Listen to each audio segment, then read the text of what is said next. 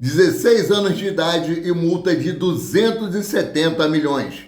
Braz se diz arrependido. Vasco da Gama faz sondagem por Davi Luiz. BAP e Lomba prometem revolucionar o Flamengo. Que história é essa, PQD? Vem.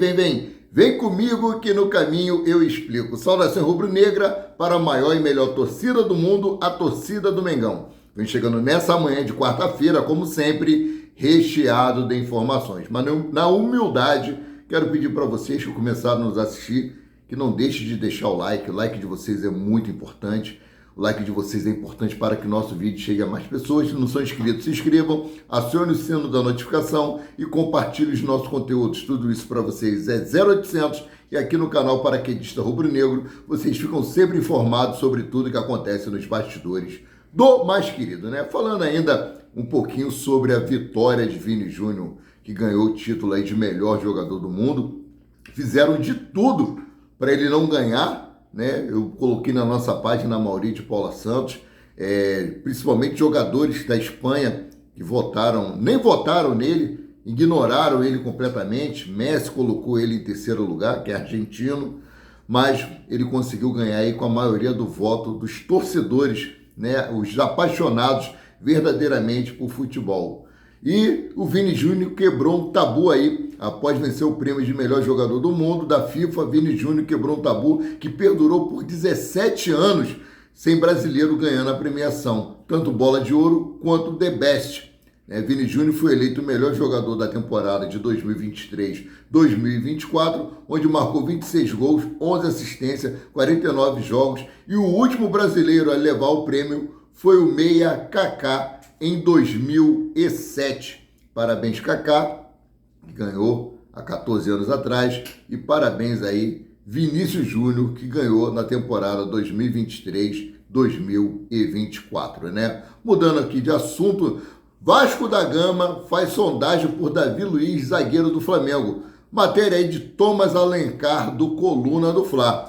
O futuro de Davi Luiz, né, no Flamengo segue incerto em meio ao término do contrato do zagueiro com o clube rubro-negro. De olho na situação, o Vasco da Gama fez sondagem para entender a condição do defensor de 37 anos que ficará livre em 2025. Ou seja, o contrato de Davi Luiz com o Flamengo vai até o dia 31 de dezembro. Apesar do interesse do Vasco, o futuro de Davi Luiz só será definido após nomeação de José Boto, novo diretor de futebol do Flamengo. Assim, o zagueiro de 37 anos será avaliado pelo dirigente e pela nova gestão liderada por Luiz Eduardo Batista, o BAP. Por outro lado, o Vasco não é o único interessado em Davi Luiz.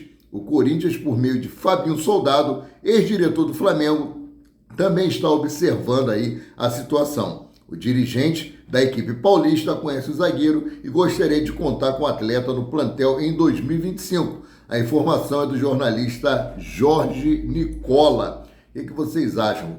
Essa situação, Vasco e Corinthians querendo Davi Luiz. Lembrando que Davi Luiz é um cara muito importante nos bastidores do elenco do Flamengo, principalmente para os mais jovens. É um grande conselheiro, um grande psicólogo, um grande amigo que convida até esses atletas para irem para a sua casa para poder conversar com ele e fazer treinamentos específicos, né? Então, mudando aqui de assunto, falando ainda de jogadores do Flamengo, o Ministério Público volta a citar Eric Pulgar em caso de lavagem de dinheiro no Rio de Janeiro.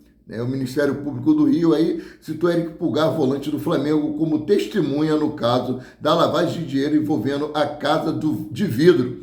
A mansão na Barra da Tijuca, na zona oeste da capital fluminense, pertence a Tamara Garcia e ao contraventor Bernardo Belo, e era alugado para o chileno por R$70 mil por mês e era pago em dinheiro vivo. De acordo com a investigação da Justiça, Tamara exigia que Eric Pulgar pagasse o aluguel sempre em espécie. Entretanto, o contrato de locação entre as duas partes previu o pagamento através de transferência bancária. Contudo, vale ressaltar que o jogador do Flamengo não está sendo investigado. Ele é apenas testemunha. Tamara, ela pedia para que ele pagasse esse valor em espécie porque as contas dela se encontram bloqueadas, né?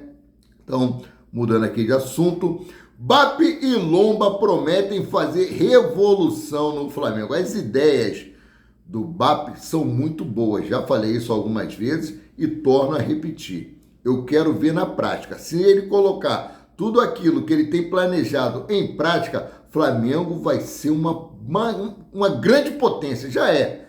Vai se tornar mais ainda, né? Bom, Flamengo tem 2 novos presidentes para o triênio de 2025 e 2027. Luiz Eduardo Batista, o BAP, na direção, e Ricardo Lomba, no Conselho Deliberativo, o COD. Ambos trabalharam juntos nas campanhas eleitorais e agora pretendem revolucionar o rubro-negro. Como? Alterando o estatuto do clube. Chefiando o COD, Lomba tem o poder de priorizar ou engavetar algumas propostas de mudanças. Sendo assim, BAP pretende usar o aliado para agilizar alterações significativas nos estatutos do Flamengo, criado em agosto de 1992. A principal alteração que os novos presidentes pregam durante toda a campanha é a redução da obrigatoriedade dos vice-presidentes, o que é visto internamente como uma revolução. A ideia de profissionalização total no Flamengo. Ele já vem falando isso na sua campanha há muito tempo.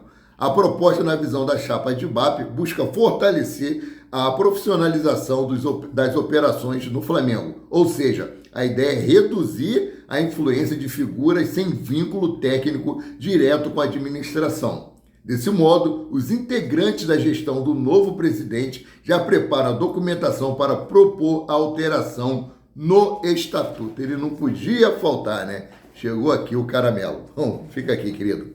Com ou sem alteração, o BAP decidiu que no futebol, por exemplo, o Flamengo terá o departamento completamente profissional. Ou seja, o novo presidente não terá um vice-presidente na pasta, como foi Marcos Braz durante os 6 anos da gestão de Rodolfo Landim, né? Bom, a ideia é boa, profissionalizar o Flamengo sem o transformar em SAF, né? Bom, falando ainda aqui sobre a nova gestão, Fábio Coelho, presidente do Google Brasil, será membro do conselho diretor no Flamengo na gestão de BAP. Esse conselho, que terá cerca de 10 pessoas, contará com nomes de peso. O conselho diretor do Flamengo será como um conselho de administração de grandes empresas multinacionais. As ideias que estão no papel, que devem ser colocadas em prática agora, ano que vem, né? O BAP assume hoje, dia 18, a direção do Flamengo, né? Mas só vai poder fazer mudanças a partir de 2025, quando ele será empossado presidente definitivo do Flamengo pelo próximo triênio. E falando nisso, né, eu não poderia esquecer, hoje, dia 18 de dezembro, meu filho primogênito completa 33 anos de idade, a idade que Cristo começou o seu ministério. Eu quero agradecer muito a Deus, né, por essa bênção, por meu filho ser um homem honesto, trabalhador, saudável e que me dá muito orgulho, né? Bom, seguindo aqui, falando ainda sobre a direção do Flamengo, por questões pessoais, Rodrigo Totti não aceitou o convite de BAP para ser CEO do Flamengo. Porém, Totti fará parte do conselho diretor, conselho que terá os vice-presidentes, né? Agora a BAP analisa nomes para o cargo de CEO do rubro-negro, né? Bom, vamos seguindo aqui com as notícias. Multa de 270 milhões de reais e apenas 16 anos de idade. Rian Roberto, destaque do Flamengo na Adidas Cup 2024. Rian Roberto foi um dos principais jogadores do torneio, que terminou com o Flamengo na 2ª colocação. Rian Roberto disputou 5 jogos pelo Flamengo, no qual marcou 5 gols e deu 2 assistências para os seus companheiros.